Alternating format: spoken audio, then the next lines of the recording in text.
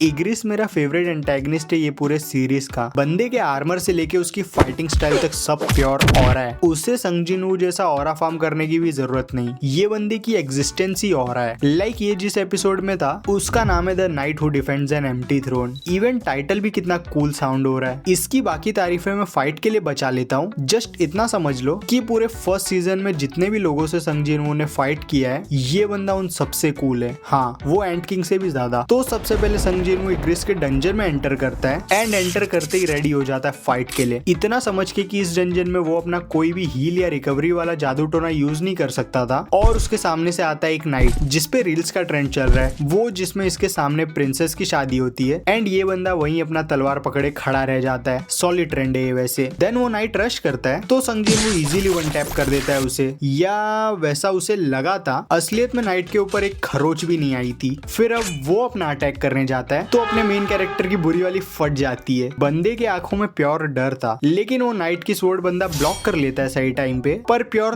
ताकत में कमजोर होने की वजह से संग जिन वू का ब्लॉक टूट जाता है और अगले सीन में नाइट कमर के एंगल पे स्विंग चलाने वाला था एंड संग जिन वू उसके काउंटर में लंगड़ी खेलने को तैयार था उसके साथ। लेकिन ध्यान दो यहाँ इस मूव पे, नाइट पहले एक्ट करता है ऐसे कि जैसे ऊपर करने वाला है स्विंग, तो संग जिन वू इजी बच सकता था यही पोजीशन में रह के, लेकिन वो फेक करके एंड मूवमेंट पे नीचे से स्विंग करता है अपनी तलवार, जिससे संग जिन वू अपने क्विक रिफ्लेक्स की वजह से बच गया। इसके बाद वो पीछे होकर क्रिटिकल हिट वाली स्किल एक्टिवेट करता है एंड फटाक से नाइट के सामने आके घोप देता है इसके चेस्ट पे अपना खंजर। बेचारे को लड़की और जीत दोनों नहीं मिली, सैड लाइफ। ऐसा मैं कहता अगर ये अटैक कुछ उखाड़ पाया होता उसका, पर इससे भी खरोच नहीं आई थी उसे जरा भी। फेटल स्ट्राइक यूज करके नाइट की छाती ही सहला पाया वो बस। संग जिन वू यहाँ उसका स्किल वेस्ट हो गया वही सोच रहा था, तभी एक और हिट आता है नाइट की तरफ से, फिर एक और, देन दोनों हाथ से पकड़ के पूरी जान लगाता है अगली स्विंग में, पर वो भी डॉज कर लेता है जिन वू साइड होके। अब से जिन वू ही बोलूंगा मैं इसे ये वीडियो में। संग जिन वू हर बात पे बोलने अजीब सा लग रहा है, और अगर तोतला गया मैं बोलते बोलते तो तुम लोग कमेंट्स में मजे लेने लग जाओगे, वो अलग। इससे अच्छा शॉर्ट ही रखू नेम। तो जिन वू वो साइड में डॉज करने के बाद अपर स्विंग डॉज करता है। ये अजीब से पोज में बैलेंस भी कैसे कर रहा है वो क्या पता। एक पैर से अंगूठे पे है वो और दूसरे का अंगूठा हवे में, पर अगले ही फ्रेम में आ जाता है वो बैलेंस पे। स्टिल ये वाला पैर अंगूठे पे था। वहीं दूसरे साइड नाइट भी पोज में था उसे ग्रीट करने के लिए, और बहुत तेज है ये बंदा दिमाग से। यहाँ ये पोज में क्लियर लग रहा है कि वो अपर कट देगा ब्लेड का धारीला साइड ऊपर होने की वजह से, लेकिन एंड मूवमेंट पे चेंज करके नीचे से करता है वो स्विंग, जिसपे जिन वू पहले अपना खंजर गायब करता है, देन गायब हो जाता है फ्रेम से, क्योंकि वो खंजर से ये फौलाद को कुछ होने तो वाला नहीं था। इसीलिए अगले सीन में जिन वू नाइट के पीठ पे चढ़ के उसके कंधे का मसाज करने लगता है, जो इतना ज्यादा सेटिस्फाइंग था कि बंदा वहीं ऑर्गेजम करने लगा था। एंड अब नाइट का पूरा कंसेंट मिल गया था, तो जिन वू कंप्लीट कर देता है मसाज उसका गला फोड़ के, एंड बेचारे नाइट की कहानी यही खत्म। पानी निकल गया बेचारे का। इसके बाद और भी बहुत सारे नाइट आते हैं लड़ने, पर ये सब चंगू मंगू से ही थे, इसीलिए ग्रुप में फाइट करने हैं। फर्स्ट वाला नाइट ही इंपॉर्टेंट था, तो इन लोग वाला कवर भी नहीं करूंगा मैं फाइट। मेरा तो छोड़ो ही, एनिमे वाले भी स्किप करते हैं ये लोग का फाइट। बस स्टार्टिंग का थोड़ा हाथापाई दिखाते हैं, देन कैमरा कट होके आइजन पे जाता है जो अपने अलग ही ड्रिप में था, एंड बस अगले कट में जिन वू वो लोग को खत्म करके अपने घर से लाया हुआ नींबू पानी पी रहा था। ये लोग उसके लिए कुछ खास प्रॉब्लम नहीं थे, प्लस आर्मर देके जाते उसे वो अलग, एंड जाने लगता है वो फाइनल बॉस की तरफ जो बैठा था ये बड़े से दरवाजे के पीछे। इवन बंदे का रूम तक कूल है, एंड जैसे ही जिन वू दरवाजा खोलता है वो बड़ा सा इग्रिस पात देता है उसके मुंह पे जोर से, जिससे वो फुल कंफ्यूज था कि कितना पावरफुल है ये बंदा जो इसकी पाद ही आंधी ला दे रही है। पर फिर कैसे भी हिम्मत करके वो अंदर जाता है तो उसके आते ही शैंडलियर्स जलने लगते खुद ब खुद, और इग्रिस जस्ट चल के आ रहा था धीरे धीरे उसके सामने से, एकदम जैसे कि पार्क में घूम रहा हो वो। वहीं दूसरे साइड जिन वू की फटे जा रही थी इसकी एनर्जी सेंस करके। इग्रिस उसे पीटीएसडी दे रहा था वो स्टार्टिंग वाले डबल डंजन की, जहाँ इसका मसाला कूट रहे थे वो मूर्ति वाले लोग। देन इग्रिस का नेम आता है उसके सिर के ऊपर, इग्रिस द ब्लड रेड, क्योंकि उसका आर्मर लाल था ब्लड से, जो रिप्रेजेंट करता है बंदे का फाइटिंग एक्सपीरियंस शायद। फिर इग्रिस फाइट स्टार्ट करने का साइन देता है जिन वू को, जो करते हुए क्या ही कूल दिख रहा है बंदा। देन तलवार साइड करके रश करता है जिन वू पे, एंड जस्ट मिली सेकंड्स में पहुंच गया था वो जिन वू के क्लोज। बंदा इतना स्पीड था कि जिन वू के पास आने के बाद रुकता है थोड़ी देर ताकि कैमरामैन 360 ले पाए वो दोनों का। फिर एक बार घुमाता है स्वॉर्ड जो जिन वू के गले के लिए था, पर उसने अजीब सा आगे होके डॉज कर लिया था, प्रोबेबली जानबूझ के मिस किया इग्रिस, पावर का फर्क दिखाने के लिए उसे। ये स्विंग के पावर से पीछे का पिलर टुकड़े टुकड़े हो जाता है। ये अटैक इतना खतरनाक था कि जिन वू ने चड्डी में हक दिया होगा पक्का डर के मारे। लाइक आंख देखो उसकी, डार्क सर्कल्स आ गए थे मिड फाइट बेचारे को डर के मारे। और यहाँ जिन वू की फटी पड़ी है वो स्विंग देख के, और इग्रिस बस उसके सामने ऑरा फॉर्म कर रहा था अपनी चोटी उड़ाते हुए। फिर वही पोजीशन से एक और स्विंग देने जाता है एंड विदाउट प्रॉब्लम स्वॉर्ड घुमा के उड़ा देता है जिन वू को स्क्रीन से बाहर पिलर पे जो उसके फोर्स से टूट जाती है एंड गया बंदा गुलाटी खाते हुए यहाँ वहाँ। इससे इजी उसे चक्कर आ गए होंगे जो चले जाते थोड़ी देर में, पर इग्रिस देरी नहीं करता ना जरा भी। जिनवू जैसे ही आंख खोलता है इग्रिस उसके सामने आके घुमा चुका था अपना स्वॉर्ड उसके गले के लिए। ऐसा टेरिफाइड चेहरा उसने लास्ट बार डबल डंजन में ही बनाया था। कुछ ज्यादा ही भारी पड़ रहा था इग्रिस बेचारे पे, लेकिन ये भी स्विंग वो क्या पता कैसे डॉज कर लेता है, जिसकी वजह से बेचारी पीछे वाली दीवार शहीद हो जाती है। बंदा फुल एटॉमिक सामुराई के मूव्स कर रहा था यहाँ जिनवू पे, और इस अटैक के बाद जिनवू को यमराज दिखने लगे थे ऊपर। मुंह देखो बेचारे का, आंसू रोक रहा है वो बैरली। फिर नीचे कुछ देख के उसकी और फट जाती है, जो टाइम पे ब्लॉक भी कर लिया था उसने, पर मसल की कमी की वजह से उड़ा दिया जाता है पीछे एंड बाउंस खा के एटलीस्ट 10 से 20 फीट हवे में इस बेचारे की बॉडी से बैट बॉल खेल रहा था वो। और अभी जब जिनवू हवे में रैगडॉल ही हो रहा था तभी इग्रिस और स्लैश फेंकने लगता है उसकी तरफ एंड यहीं से स्विच होते हैं हम जिनवू के पॉइंट ऑफ व्यू पे कि उसके आंखों से कैसी दिख रही थी ये पिटाई। पहले बंदा वो स्लैश को डॉज करके कुछ गुलाटियां मारता है हवे में और अपने पैरों पे लैंड करता है सेफली। जरा भी गलत होती लैंडिंग एंड गले के बल गिर जाता ना वो तो फाइट के बीच ही लकवा भी मार देता उसे। एंड अभी वो लैंड ही किया था जमीन पे, जिसके बाद सामने देखता है तो इग्रिस उसके सामने घूम के फुल सचिन तेंदुलकर वाले पोज में था एंड ऐसा खींच के मारता है कि देखने में लग रहा था जैसे कामेहामेहा दिया हो बंदे ने, जिससे वापस बस नीचे के टाइल्स ही टूटते हैं। जिनवू क्या पता कैसे बस हवे में उड़ा दिया गया था पीछे ही इवेपोरेट होने की जगह वो बीम से। ये पूरा फाइट जिनवू बस यहाँ से वहाँ भाग ही रहा था डर के, तो इग्रिस वहीं खड़े रह के जज करने लगता है अपनी चमकीली आंखों से उसे इनडायरेक्टली फट्टू बोलता हुआ। तो जिनवू इस बार रश करता है जो डॉज इजीली। यहाँ इग्रिस के पास फुल चांस था इसे गोजो बनाने का, पर बंदा मजे लेने के मूड में था इसीलिए बस मुड़ता है जरा मारने की जगह एंड इससे जिनवू की फट जाती है इतनी की बिल्ली जैसा हवे में डॉज कर रहा था वो। देन मुड़ के एक और बार छुपाने जाता है अपना खंजर कमांडर नाइट पे, बाय द वे वही वाला खंजर जो बफ के साथ अपने रील्स वाले नाइट को भी कुछ नहीं कर पाया था। बंदे को सीरियसली इंटेलेक्ट में डालने की जरूरत थी पॉइंट्स यहाँ आने से पहले, तो इग्रिस भी बच्चे जैसा उसे आगे ढकेल देता है। यहाँ भी फुल चांस था मारने का, पर इग्रिस मुड़ने देता है उसे पीछे एंड जस्ट डॉज करने लगता है विदाउट प्रॉब्लम उसके सारे अटैक्स। बंदा भी प्रोबेबली बोर हो गया था इतने टाइम से एक खाली कुर्सी गार्ड करते हुए, इसीलिए फुल मजे ले रहा था वो इस मूवमेंट का। लेकिन थोड़ी देर बाद फाइनली जिनवू कुछ स्मार्ट करता है, एक स्विंग के साथ चाकू हवे में छोड़ देता है, देन घूम के उसे कैच करके घुसा देता है इग्रिस की किडनी में, जो अगर तुम्हें याद होगा तो नॉर्मल लाइट पे भी काम नहीं आया था। यानी इससे भी बस आर्मर पे धार लगती है जरा एंड इग्रिस ऊपर से 2 हिस्सों में बांटने वाला था उसे, जो आई डोंट नो कैसे टाइम पे ब्लॉक कर लिया इसने। बंदे पे पक्का फ्लैश के रिफ्लेक्स है, लेकिन अगेन टेस्टोस्टेरोन लेवल में फर्क होने की वजह से जिनवू जमीन में गड़ने लगता है। थोड़ी देर तक ऐसे ही स्ट्रगल चलती है उन दोनों में एंड सरप्राइजिंगली जिनवू डिफेंड कर पा रहा था खुद को थोड़ा, तो इग्रिस नीचे होता है एंड उड़ा देता है उसे हवे में, जिसके बाद ही कंटिन्यू करके दूसरे साइड से उड़ा देता है वो जिनवू को पीछे फुल स्टाइल में जैसे आइस स्केटिंग करने निकला हो। इतना मार खाने के बाद फाइनली जिनवू की बुद्धि खुलती है एंड वो खंजर को गायब करके तैयार हो जाता है हाथ से भिड़ने के लिए, और यहीं इग्रिस ऐसा कुछ करता है जिससे मेरे मन में उसके लिए इज्जत और ज्यादा बढ़ गई थी। बंदा जिनवू को हाथ से लड़ने के लिए रेडी होता देख के खुद का भी वो भारी गट्स वाला तलवार जमीन में गाड़ देता है एंड जो भी वेपन थे उसके पास सब निकाल के फेंकने लगता है नीचे कि आजा हाथ से भिड़ते हैं, आई डोंट माइंड, हारना तो तुझे ही है वैसे भी। अब आने वाला है असली मजा, क्योंकि इग्रिस जिनवू को उसकी औकात दिखाएगा मार्शल आर्ट से। फाइट स्टार्ट होते ही इग्रिस का हाथ जिनवू के पेट में था एंड जिनवू हवे में, देन उसी के साथ पटक भी देता है बेचारे को जमीन में, जिससे वापस टाइल्स टूट गए। इग्रिस जिनवू से ज्यादा तो यहाँ की प्रॉपर्टी डैमेज कर रहा था, भारी इंश्योरेंस होगा ये लोग के पास। फिर उसे वहां से उठा के दूर वॉल पे फेंकता है एकदम परफेक्ट फॉर्म के साथ एंड वापस जैसे ही जिनवू आंख खोलता है एक पंच पड़ गया था उसे इग्रिस की तरफ से, जो वो ब्लॉक कर लिया था दोनों हाथ से बैरली, पर इग्रिस को ये अच्छा नहीं लगता, तो वो जस्ट मुक्के मुक्के भरने लगता है दीवार में पिन करके जिनवू को, देन एक फाइनल पंच मारता है जिससे वापस पीछे की दीवार टूट जाती है, पर जिनवू की हड्डी नहीं, वो तो वापस उड़ के पीछे लैंड करता है। लेकिन ऐसा भी नहीं था कि एकदम भी डैमेज ही नहीं हुआ था जिनवू को इससे, उसके हाथ जहाँ पे चोट लगी थी फुल सूज के लाल हो गए थे। अब पावर में बराबरी नहीं कर सकता था जिनवू, तो स्पीड से ओवर पावर करने की सोचता है उसे एंड स्किल एक्टिवेट करके घूमने लगता है इग्रिस के अगल बगल उसे कंफ्यूज करने के लिए इचिगो जैसे। फिर सामने से किक मारने की सोचता है जो इजीली डॉज, और यहाँ इग्रिस का मुंह देख के लग रहा था कि जैसे बंदा हंस रहा है मास्क के अंदर। फिर जिनवू वॉल पे लैंड करता है एंड चला जाता है इस बार उस पे पंच ट्राई करने, जो इग्रिस ब्लॉक करके जरा पीछे चला जाता है घसड़ते हुए। पहला अटैक था ये जिससे इग्रिस अपनी जगह से हिला, कुछ तो किया जिनवू ने अब ये फाइट में। फिर हवे में अजीब सा ग्लाइड करके ग्लूट्स फ्लेक्स करता है लात मारने के लिए, जो डॉज। फिर और भी बहुत सारी चीजें ट्राई करता है वो, जो इग्रिस इजी डॉज कर लेता है। स्पीड से भी बेचारा कुछ खास कर नहीं पा रहा था उसकी बराबरी। देन इग्रिस से किक डॉज करके नीचे पोजीशन पे आ जाता है, जिसपे रिएक्ट भी नहीं कर पाता जिनवू अपने क्विक रिफ्लेक्स से स्पीड बफ के बाद भी, इसीलिए इग्रिस स्वीप किक देके बैलेंस बिगाड़ देता है उसका एंड घुमा के उसे मुक्का देता है, जिसमें वापस उसकी मुंडी नीचे और पैर ऊपर थे एंड गया बंदा सीधा जमीन में। भाई भाई क्या ही वन साइडेड थी ये फाइट। एंड अब वापस जिन वो हवे में रैगडॉल हो रहा था तो इग्रिस नीचे से इस बार एक बड़ा सा पत्थर का टुकड़ा फेंकता है उस पे।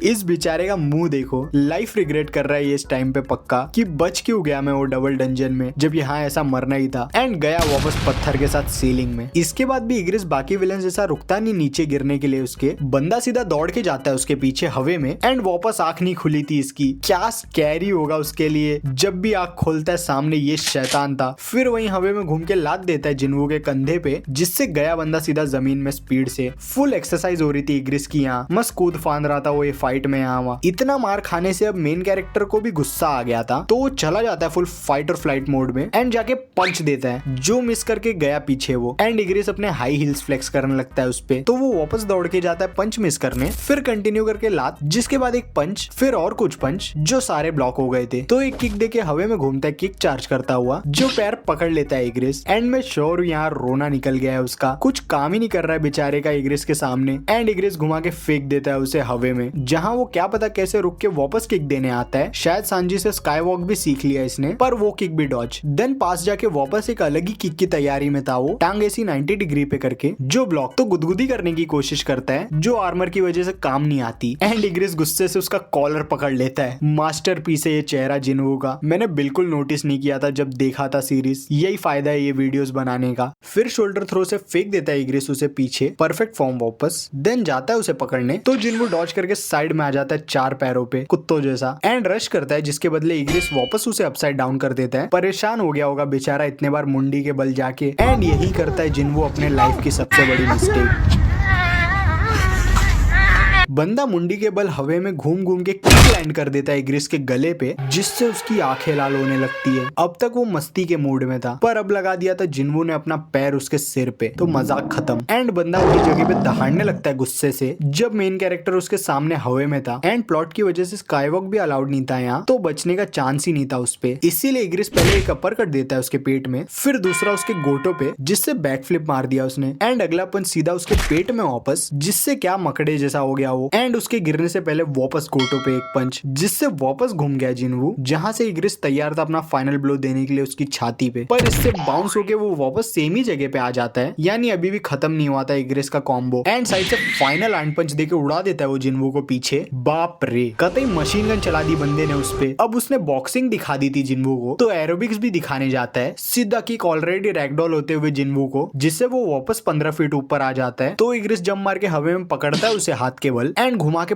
पटक देता है जमीन पे। फुल धोबी पछाड़ दे रहा था वो जिन्वू को। इसके बाद दीवार पे मुंह के बल रगड़ता है उसे फुल ब्रोली स्टाइल में एंड फेंक देता है सीधा थ्रोन के ऊपर और धुआं हटता है तो जिन्वू बैठा था वो कुर्सी पे। ये फोरशैडोइंग थी वही कि सून इग्रिस नौकर बनने वाला था फुल टाइम जिन्वू का। एंड अब जब जिन्वू खत्म हो गया था ऑलमोस्ट तो इग्रिस अपनी गट्स वाली तलवार को थॉर जैसा बुलाता है खुद के पास उसका गला गायब करने के लिए एंड घुमाता है तो ठंग सी आवाज आती है, यानी जिन्वू ने पकड़ लिया था उसे अपने वो आर्मर वाले हाथ से। एंड आंख गायब हो गई थी उसकी, यानी कुछ ना कुछ कूल करके जीत जाएगा वो, और वही होता भी है। अचानक से खल्ली की ताकत आ जाती है जिन्वू में। बंदा एक पंच मार के इग्रिस के हाथ से स्वॉर्ड उड़ा देता है। उसके ग्रिप से स्ट्रॉन्ग कैसे हो गया ये क्या पता, पर उसके बाद अपना खंजर स्पॉन करके घुसा देता है इग्रिस की आंख में उसे पायरेट बनाने के लिए, जिससे पूरा स्क्रीन वॉबली हो जाता है। फिर उसे पकड़ के दौड़ने लगता है पीछे एंड पटक देता है वहीं दीवार में। पूरा मैच इग्रिस उसे पटक रहा था दीवारों में। फाइनली बदला ले लिया उसने भी, पर इग्रिस अभी खत्म नहीं हुआ था, इसीलिए अपने आंख से चाकू निकाल के घोपने जाता है जिन्वू को, पर वो गायब हो जाती है बीच रास्ते में क्योंकि वो उसका मैजिक आइटम था एंड जिन्वू के अलावा कोई और यूज नहीं कर सकता था उसे। इसीलिए वापस स्पॉन करके घुसा देता है बंदा इग्रिस के गले में, जो कि उसका वीक स्पॉट था आग के जैसा, पर ये उतना गहरा चोट नहीं था कि मर जाए इससे इग्रिस। इसीलिए जिन्वू केवमैन ब्रेन पे आ जाता है एंड जस्ट घोपने लगता है उसे लगातार एटलीस्ट 10 और अलग अलग स्किल एक्टिवेट करके। फिर हमें ये फाइनल इम्पैक्ट फ्रेम्स वाला सीन मिलता है जिसमें जिन्वू घोप के खंजर उसके गले में खत्म कर देता है उसकी कहानी। एंड या